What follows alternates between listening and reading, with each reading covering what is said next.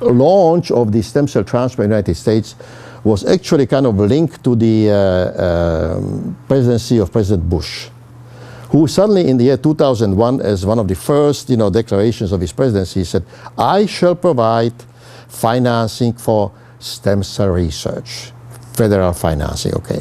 And so at the beginning there was a lot of action here.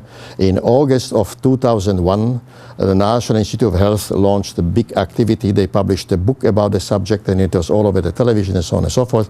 Everybody was preparing for the big activity in the United States. Regretfully, then comes 9/11, 2001, and total silence thereafter. There was not a single word from President Bush or anybody else about stem cell transplantation. And as you remember, he was standardly blocking any possibility to pass any law through Congress dealing with stem cell research. So stem cell research was born, and at the same time died. But the publications from the United States kept on coming out. They were not talking about anything smart or anything really truly provable. But it was happening all the time, and the world to this date is convinced that you have to use embryonic stem cell transplantation, and must use human embryonic stem cell transplantation. You must realize that when you speak about the world, you cannot blame the people outside of Europe, because Asian continent in its entirety has never heard of such a thing as stem cell transplantation or cell transplantation or cell therapy. I have to be state that in the year 2006, I was the first physician that actually lectured in the entire Asia about this subject. And I was the first lecturer, and I had multiple lectures in India, China, including Hong Kong, Macau, Taiwan, Indonesia, Thailand, Australia, Kuwait. And so in other words, I am a rather big celebrity in Asia. But in terms of I don't want to. I never said what I'm going to say today. But the truth of the matter is that I was always facing the probably silly questions from the audience that were asking me the issues which I did not agree with. And I had a very hard time always to kind of cover it up that there is a discrepancy of opinion of mine and the entire U.S. medical science field. But then in this year, a new campaign started in the U.S. media under the title of "Stem cell transplantation is a hoax of 21st century." The question is, I don't know who suddenly came to this was able to commit such a tremendous funds, spread this word around that, that suddenly, which was American discovery, 12 years later is declared hoax of the 21st century. To me, it very much sounds like the same group that launched the stem cell transplantation story in the year 2000, and who was also maybe responsible for the ban of the German cell therapy in 1956. The fraud, however, in the meantime, has reached such a proportion that in the last 3-4 months, and you can check this out on the internet, US FDA suddenly stepped in and put a stop to this fraud. Because, you see, among these various forms of cell therapy which fraudulently became spread throughout the world, was such a thing as adult autologous stem cell transplantation. Meaning taking cells from patients' own body, processing it, and then reimplanting it. And this was supposed to be like the future, future of this therapeutic method. Regretfully, everything is beautiful about it. It works, can be done, has been done, but it doesn't do anything. It has no therapeutic effect. So and since so many clinics suddenly popped up all over the United States, and offering this treatment for not small sums of money, okay. No, insofar I'm concerned, it was a fraud. Even I say it's a fraud, Now the latest thing was the plastic surgeons in South Korea launched the idea of taking the fatty tissue obtained during liposuction, again processing it in 2.5 hours by some fancy machine, which costs about $100,000 or $150,000, depending where it's coming from. And those cells are now reimplanted because those fatty cells that were extracted from the body suddenly were declared fatty cells, fatty stem cells. which allegedly do everything like a stem cells will do, which of course is a hoax. It absolutely, has never worked, cannot possibly work, as I will explain later. Okay, so the FDA was very quite correct that finally stepped in.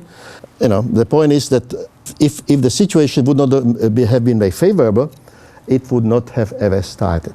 So in other words, somebody kicked it off and now suddenly closed it down. Okay, which both were not very appropriate, points now. And I'm giving here several pointers about the practical advice. Number one, if a physician or salesman shows you a vial with colored water, that vial will not contain any live cells. I guarantee you that. Cells can be seen with naked normal eyes, since they are usually stuck together as clusters. So even you don't need to have magnification just to look at in the vial to see that there is something which looks like cells, inside. Okay. Number two, if somebody shows you a vintage vials covered with dust, and cobwebs, that contains a beige powder. Okay, don't believe that this stuff inside are cells, because the cells don't look like a powder. Right. Number three, if somebody shows you a vial with frozen cells, you must ask a question.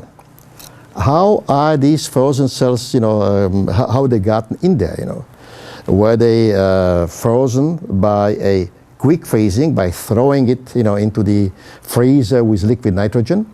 Or is it going to be done like in infertility clinics, when they are freezing, the sperm or the eggs, by so-called computerized freezing, when the freezing is done slowly, step by step, 1 degree of Celsius, per minute or something of that sort. Now, the survival of cells where the computerized freezing is used is minimal. And even worse the situation is if the thawing of those cells before they are used will be done without that computerization. Then, including our testing, only about 5% of those cells will survive, meaning that you are injecting to the patient something which is, dead, dead debris. It cannot be called anything. And as a result of it, number one, there will be no therapeutic effect, and number two, yes, indeed, there will be allergic reactions, because the dead material is, of course, very foreign to our body. And the body has to react like that. Okay, so the frozen cells, is tremendous enigma. Now it is known to us that in Orange County, this happened, a few months ago. A person was sent to Europe to pick up frozen cells, which the only place they are being made are in Germany, and took them through U.S. Customs with the claim that they are nutritional supplements. And the U.S. Customs officer, even after counsel with FDA, he bought it. So these cells, came through, of course. But naturally, by the time these cells actually landed, in Orange County, they were defrosted. You can imagine, what they were. They were rotten, And, one only has to hope that they were not used for an implantation, which entirely possible. The sum of money allegedly which was in that luggage was worth $200,000. It is also another advice to always investigate if you would look into this idea of getting cell transplantation treatment for yourself or for somebody else. What exactly is the method of preparation? I will tell you that there was a time we organized a project in the People's Republic of China by their invitation, and in winter of 2000, I gave many lectures and many all-day-long seminars throughout China, in Beijing, Shanghai, Guangzhou, and many other locations. Of these lectures, one was very important. In the winter of 2007, I lectured in Beijing to a group of truly, Chinese medical elite. Okay, one of the people present there was some high officer of Chinese FDA, who actually, praised me very much, and in the Q&A, portion, because I said, I finally now I understand what the stem cell transplantation is all about. And you just came at the very correct time, because our government just made a decision that they are going to ban stem cell transplantation. Reason? Because they are sick and tired of all the scandals. The scandal after scandal after scandal, and now I see why all the scandal. So I think that I might have been, a historical figure, that I prevented the ban to take place. But they did close out many clinics in the hospitals where they're practicing it, and straighten out the situation. Okay. Now the man that actually was responsible for inviting me was is retired, very big general, very much important in the modern history of China, and actually was our very first patient in China. Okay, now subsequent to this, I made a suggestion to this big general that how about if we would start to do the preparation of cells in China, okay, rather than bringing them from Europe as we always do. And he said, oh no, sir. Our elite would never allow implantation of cells in their bodies if they would be made in China. They would never trust it.